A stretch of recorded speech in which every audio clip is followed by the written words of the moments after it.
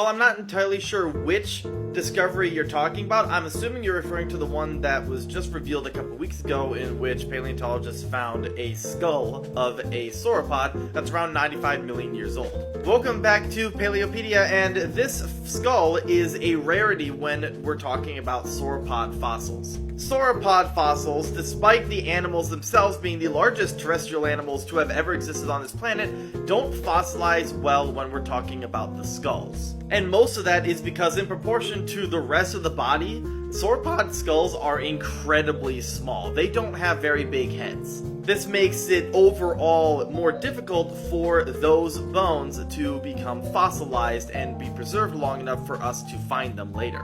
Of course, later being ranging between 66 and 150 million years, but you get the point. And what makes this particular fossil unique is that it is the first skull found of a sauropod in Australia. Australia as a continent has a lot less fossil discoveries than other continents, which makes this even more important for paleontology. The skull belongs to a dinosaur called Diamantinosaurus matildae and is the fourth specimen uncovered for this particular species. Diamantinosaurus was an average-sized titanosaurian sauropod, which was the last and largest group of sauropods to exist during the time of the dinosaurs. This particular sauropod was about 50 feet long, which was a medium size for titanosaurs as a general group. The skull, again, is the most complete skull of a sauropod ever found in Australia, and it points to how sauropods got to Australia in the first place. So the titanosaurs first evolved roughly 140 million years ago at the start of the Cretaceous period, taking over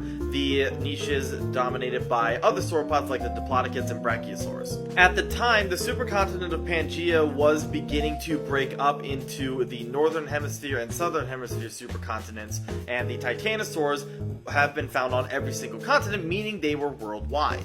Titanosaurs likely evolved originally somewhere in the southern hemisphere, either in Africa, South America, or Antarctica, as they are most predominantly found in the southern hemisphere today as fossils. And during this rapid diversification and spread of the titanosaurs, Australia was connected to South America from Antarctica. So it's hypothesized, based on the morphological structures of Diamantinosaurus and a close relative from South America, it's likely that the titanosaurs simply just walked across Antarctica into Australia before the continent separated from Antarctica itself.